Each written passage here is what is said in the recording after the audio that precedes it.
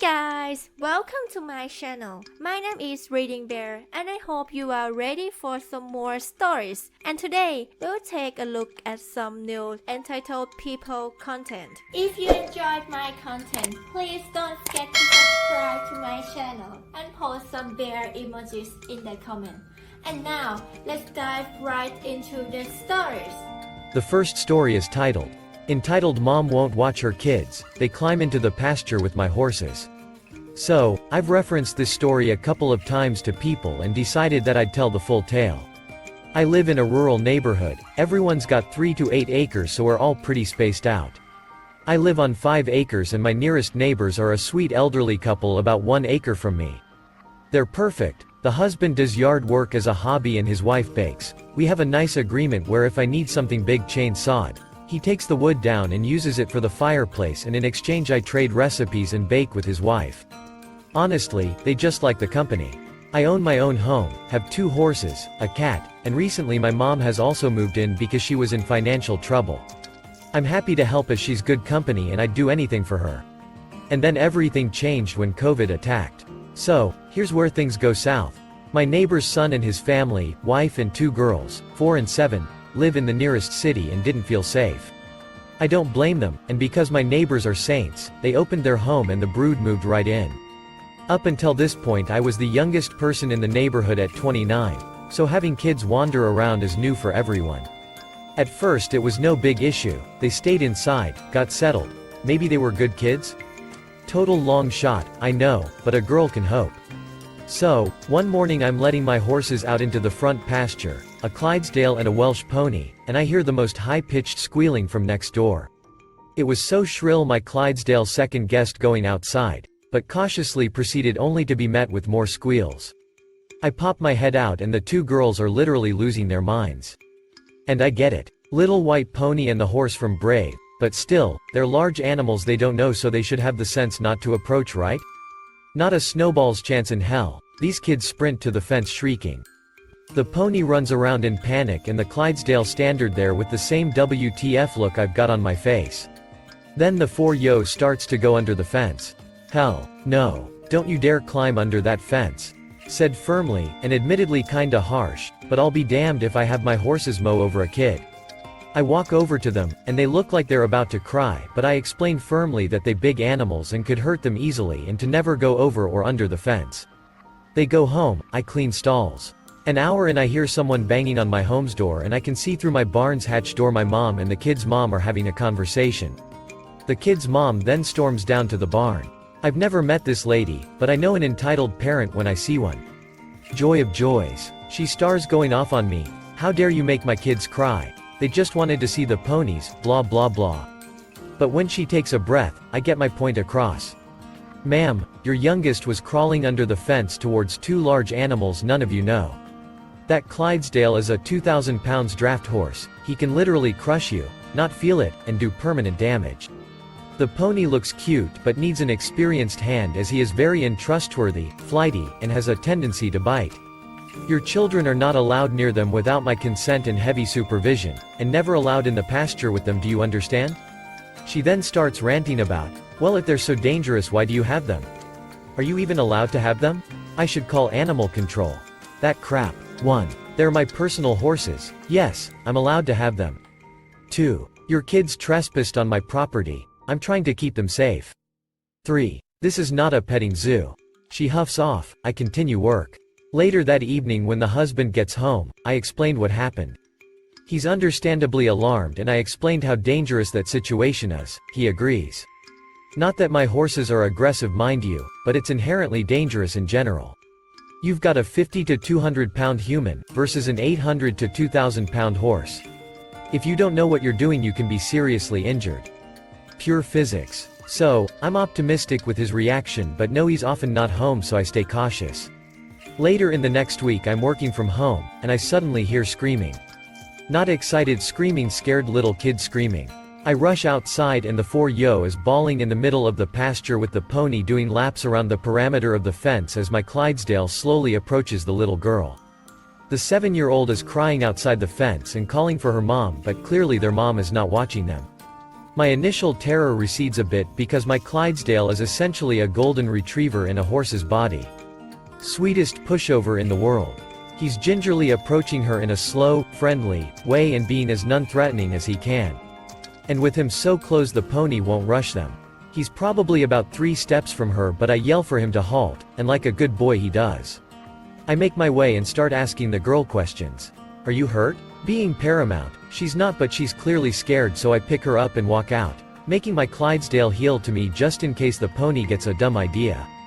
The mom is still nowhere in sight, so I take them to my neighbors. What proceeds is about 30 minutes of screaming and crying. The girl's mother was the one to open the door. She starts screaming at me and firing off questions before my neighbors intervene. I tell everyone exactly what happened, and my elderly neighbors blew up at her, not me. They screamed at her for being so irresponsible and negligent, how they could have been hurt. The mom tried throwing blame on me, but they weren't having it. My neighbors apologize profusely, and I go about my day until the husband gets home. He came by and apologized too, for his family's behavior and especially the behavior of his wife. I accepted it and said I understood. They're little girls. I too know the allure of magnificent fluffy horses. The mom was at fault for not watching the kids. I'm just glad everyone was okay. The girls were still really shook up, so I extended an olive branch, because well, I was an overexcited kid who liked horses once too, just with a horse mom who knew what she was doing. And I didn't want this to completely traumatize them from being around horses. So, the next day I properly introduced them to my Clydesdale, with him in his stall with the inside hatch open and the girls being supervised by their father and me. Safe in the barn. They loved it. Clydesdale loved the attention. Everyone's happy, right? Well, except the mom, who took my olive branch as an offer to teach them horseback riding, give free lessons, and other crap. But her husband shot it down hard, and presumably so did my neighbors. Since then, it's been quiet. I did however install a second electrical wire on the bottom, not just on the top, just in case. And yes, they did test it. 7-year-old got zapped pretty good and got in trouble with her dad. Aside from that, there have been no incidents other than them wanted to pet them when I drop evening feed once in a while. Here's hoping it stays peaceful. But seriously, don't go up to animals you don't know. The next story is entitled Brother Thinks He's Immune to the Law and Won't Hesitate to Throw My Stepdad and Everyone Else Under the Bus. Firstly, I'll need to give you some context. Me, 19 female. My mom and my stepdad live in a rural area, and our house was built at my stepdad's father's land, near my stepdad's brother's house where he lives with his wife and kids.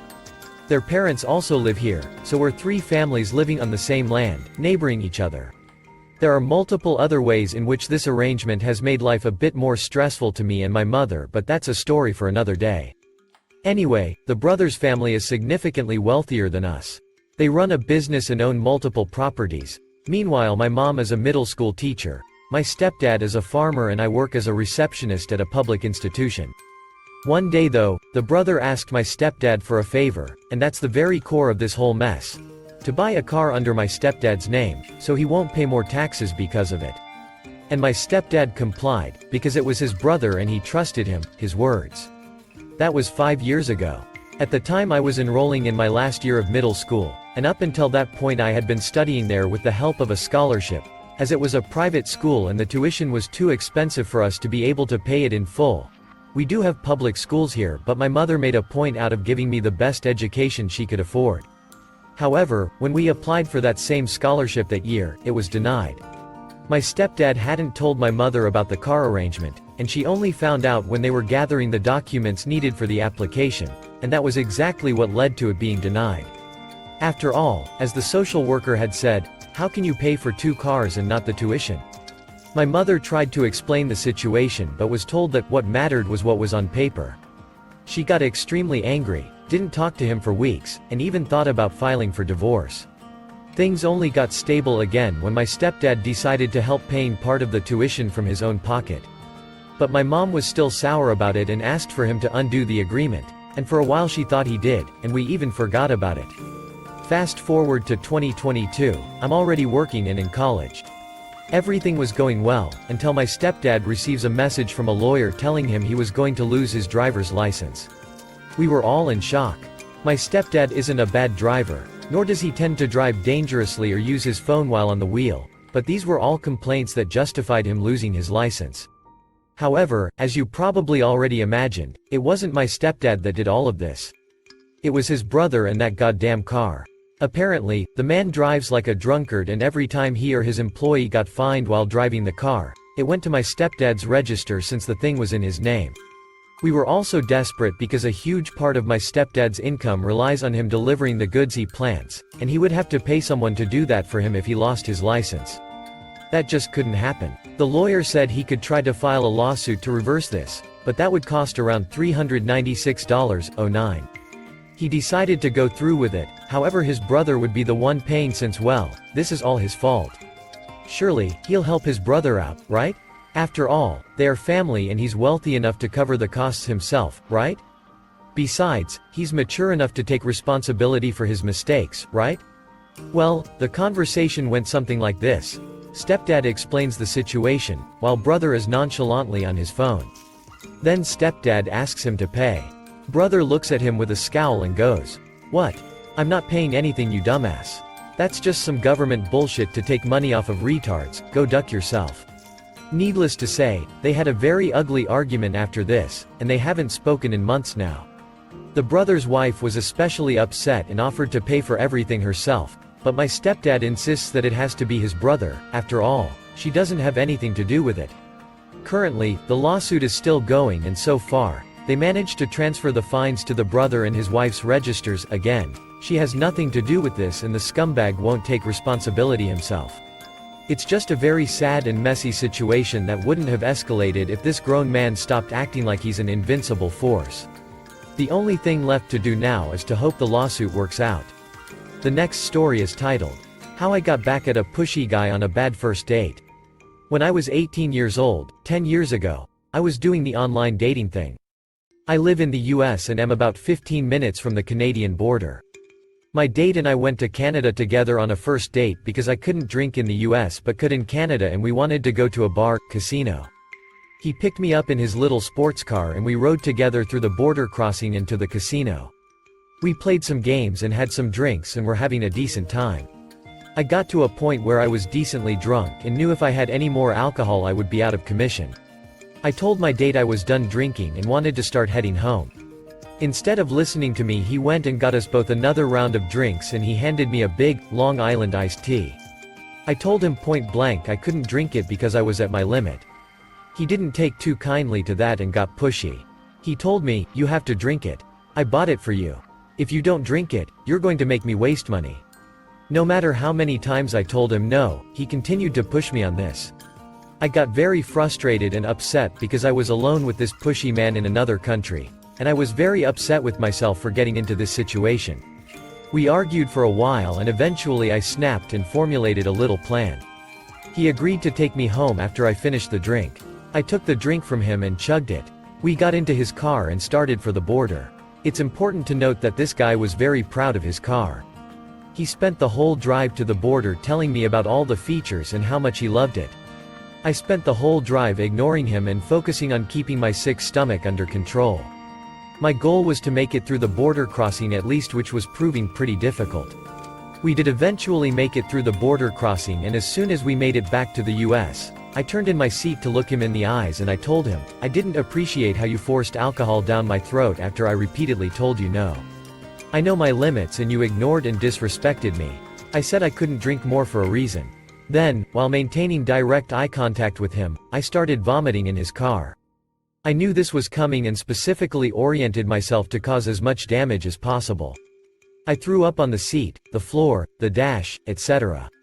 He was freaking out and I just started crying and telling him this was his fault, and he could either take me home or let me out of the car now, but I will call the police if he doesn't proceed with one of the two options. He dropped me off at home and I never saw him again. The last story is titled, Hit My Car and Take Off? Have fun going back to jail. This takes place about a year and a half ago, but I remember it clearly. I had just finished playing in the casino, Native American, only slots because card games are illegal in my state, and came out to see a tribal police officer at the front of my car writing a report. I asked him if it was for my car and what's going on, then he showed me the damage. Also told me that there was a witness, who decided not to give a statement, and going by what the witness said, They found the guy's truck parked near the hotel entrance and confronted him, and he denied everything. Since the witness wouldn't give an official report, the officer had to put that his truck may have scraped my car, causing the damage. He had a large pickup and apparently tried to get into the spot next to mine and wouldn't fit and clipped my car. Was a few deep scratches and paint was off one of the areas. The car in question is a 2018 Kia. I should also mention that I do gig work and nearly live in my car, at least during the day. So fast forward about a week later. I am going around and around with his insurance carrier, and they refuse to pay.